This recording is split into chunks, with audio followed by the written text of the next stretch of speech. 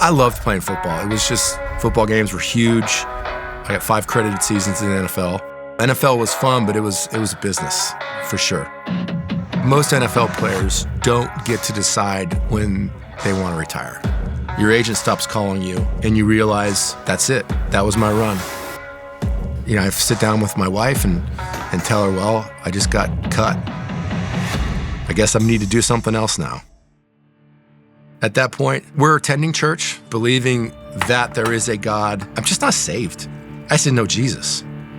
And I came to 1122 right after it opened. And I believe the first sermon that I ever saw Pastor Joby preach here, my wife and I both gave our lives to Jesus Christ. It's unbelievable. You know, when you look at what Jesus did and how he lived, and you really understand then what he did for me on the cross so that I could look righteous in the eyes of the Father. And I'm so thankful for that, because then it just changed everything about everything. One of the first steps was I went into Christian education as a coach and as an administrator. Then I was told that I was going to be the director of prison ministry for the Church of 1122, and I had to start the ministry. The Church of 1122, we're a movement for all people to discover and deepen a relationship with Jesus Christ, and we think all means all, and that means the inmates that are in prison. Pastor Joby, he preached live the first service, and there's maybe 40 guys there, and then it just grew. We had to split up 2 services. There's 100 men in each service, and that's over capacity. From there, it was, well, let's do another prison, and so we did. Next thing you know, the services are full. There was just so much genuine worship. It was one of the greatest things I've ever done. Pastor Joby approached me and said, hey, I want you to start a first responders ministry. I got to speak with several officers who were having marriage issues or addiction issues, and I was a safe place for them to talk about that stuff. And in doing that, I just felt this pull that's where I was supposed to be. I was supposed to be working for JSO, and I'm supposed to be there for the other officers. The first time I started to have the thoughts about leaving the church, the first thing that came to my mind was, are you crazy? This is an incredible church. This is the church where I was saved. These are my people, and I could work at the church and be pretty comfortable. You know, I knew what the play was at the church. I knew how to run prison ministry. I knew how to run first responders ministry.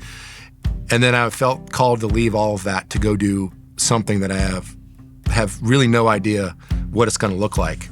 There was a lot of stress in that decision and worry. The thought was, if I ignore what I feel God's pushing me to go do, what kind of a regret am I going to have? So I joined the academy at 50 years old. So I was the oldest guy in my academy class. I had about 32 recruits in my academy class. Most of them were the age of my kids. The surreal moment for me was my graduation was at the Arlington 1122 campus.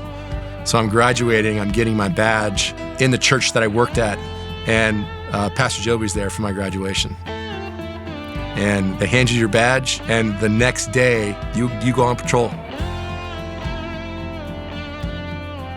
I think there's a lot of men where if they feel the calling and they're working in what society considers a normal job, and then they feel this calling to do ministry. And sometimes that calling to ministry leads you to staff at a church, working full time. And sometimes that just means you're supposed to go and do ministry where God's placed you, in the office place, or in the field, or on the construction site.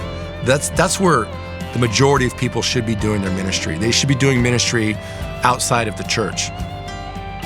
You know, God has equipped me to do this. He shows me where I need to go.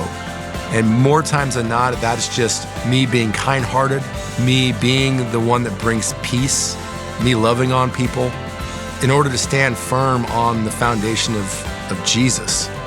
Really, truthfully, you gotta learn how to love people and how to be loved. Like, we're all tough, but are you teachable? And that's what God's taught me is, do the tough thing, but you gotta know how to be loved and how to love people. That's how you act like a man.